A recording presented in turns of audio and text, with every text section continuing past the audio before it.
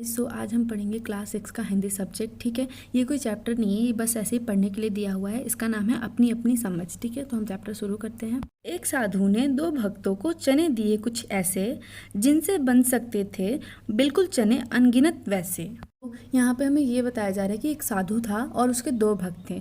उसने दोनों भक्तों को बराबर चने दिए। ठीक है, और वे ऐसे चने थे कि जिनसे वो अधिक चने बन सकते थे। ठीक है, अनगिनत बन सकते थे और जिससे वो अपने कमा सकते थे, उनको बेच सकते थे। ठीक है, पर कैसे वो आगे बताया जाएगा। ठीक है, आगे पढ़ते हैं।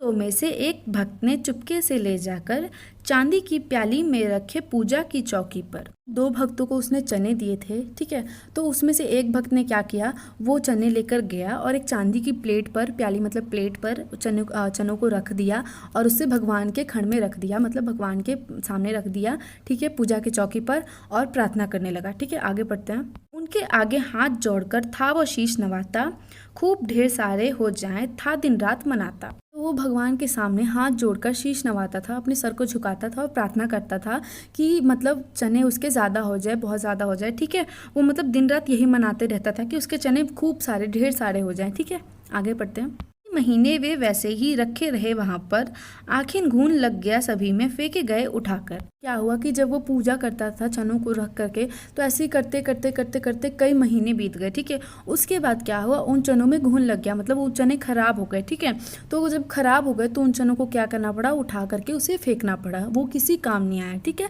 आगे बढ़ते हैं।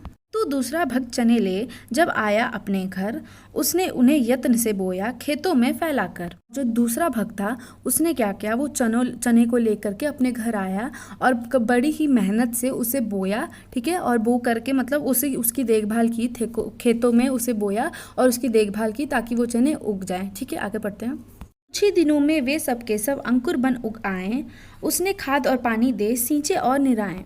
तो वो उसने जब खेतों में उसे बोया तो कुछ ही दिनों में क्या हुआ, वे सारे जो पदार्थ थे, वे सारे जो चने थे, वे उग गए। ठीक है, अंकुर बन गए। ठीक है, और फिर उगने के बाद उसने क्या, मतलब उसने खाद और पानी दे करके उसे सींचा, निराया, मतलब उपजाया। ठीक है, आगे बढ़ते हैं।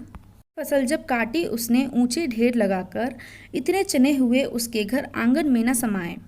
तो जब इतने सारे मेहनत करने के बाद उसकी फसल जो थी वो पक गई, तो उसने उसे काटा और आंगन में रखा, लेकिन इतने ज़्यादा हो गए वो कि उसके आंगन में भी नहीं समा रहे थे। ठीक है, उसके ढेर लग गए थे, वो बहुत ज़्यादा हो गए थे। ठीक है, यहाँ पे चैप्टर इतना सा ही था, ये ख़त्म हो गया। तो इससे हमें क्या संदेश मिलता है, इससे हमें ये पता चलता है कि कभी भी मतलब हमेशा ऐसा नहीं होता कि आप सिर्फ भगवान के सामने हाथ जोड़कर बैठे हुए हो, परंतु आप कोई यत्न नहीं कर रहे हो, कोई मेहनत नहीं कर रहे हो, और आप चाहते हो कि आप भगवान के सामने हाथ जोड़ो, उनकी पूजा करो, उन्हें प्रसाद चढ़ाओ, तो आपकी जो मनोकामना है, आप जो चाहते हो वो पूरा हो जाए। ठीक है, हर चीज़ के लिए, हर एक मतलब कार्य के लिए आपको मेहनत करनी पड़ती है। ठीक है, हर समय पूजा आपका काम साथ नहीं देता, भगवान आपका साथ नहीं देते, कई बार वो चीज़ व्यर्थ जाती है। ठीक है, तो सदैव अपनी मेहनत के बलबूते पर ही आगे बढ़ना चाहिए। ठीक है, चैप्टर निरंकार देव सेवक द्वारा लिखी गई है। ठीक है, आपको कोई भी डाउट हो आप कमेंट सेक्शन में पूछ सकते हैं। चैप्टर अच्छा लगे तो लाइक करें, कमेंट करें, शेयर करें, चैनल को सब्सक्राइब करें। धन्यवाद।